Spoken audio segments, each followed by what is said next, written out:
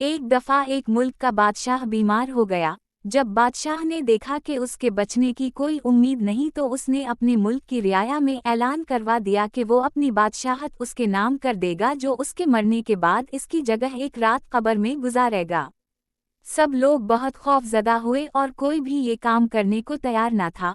اسی دوران ایک کمہار جس نے ساری زندگی کچھ جمع نہ کیا تھا، اس کے پاس سوائے ایک گدھے کے کچھ نہ تھا۔ اس نے سوچا کہ اگر وہ ایسا کر لے تو وہ بادشاہ بن سکتا ہے اور حساب کتاب میں کیا جواب دینا پڑے گا۔ اس کے پاس تھا ہی کیا، ایک گدھا اور بس۔ اس نے اعلان کر دیا کہ وہ ایک رات بادشاہ کی جگہ قبر میں گزارے گا۔ بادشاہ کے مرنے کے بعد لوگوں نے بادشاہ کی قبر تیار کی اور وعدے کے مطابق کمہار خوشی خوشی اس میں جا کر لیٹ گیا اور لوگوں نے قبر کو بند کر دیا۔ کچھ وقت گزرنے کے بعد فرشتے آئے اور اسکو کہا کہ اٹھو اور اپنا حساب دو۔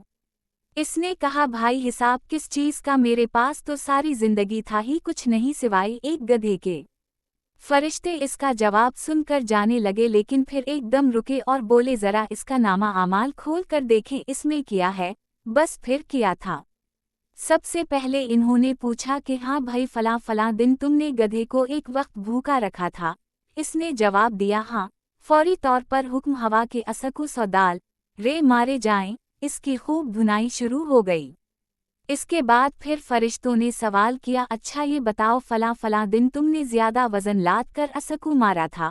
اس نے کہا کہ ہاں۔ پھر حکم ہوا کہ اسکو 200 دال رے مارے جائیں۔ پھر مار پڑنا شروع ہو گئی۔ غرض صبح تک اسکو مار پڑتی رہی۔ صبح سب لوگ اکٹھے ہوئے اور قبر کشائی کی تاکہ اپنے نئے بادشاہ کا استقبال کر سکیں۔ جیسے ہی انہوں نے قبر کھولی تو اس کمہار نے باہر نکل کر دوڑ لگا دی۔ لوگوں نے پوچھا بادشاہ سلامت کدھر جا رہے ہیں؟ تو اس نے جواب دیا او بھائیوں پوری رات میں ایک گدھے کا حساب نہیں دے سکا تو پوری رعایا اور مملکت کا حساب کون دیتا پھرے؟ کہانی فرضی ہے، لام یہ کاف نون۔ کبھی سوچا ہے کہ ہم نے بھی حساب دینا ہے اور پتہ نہیں کہ کس کس چیز کا حساب دینا پڑے گا جو شاید ہمیں یاد بھی نہیں ہے۔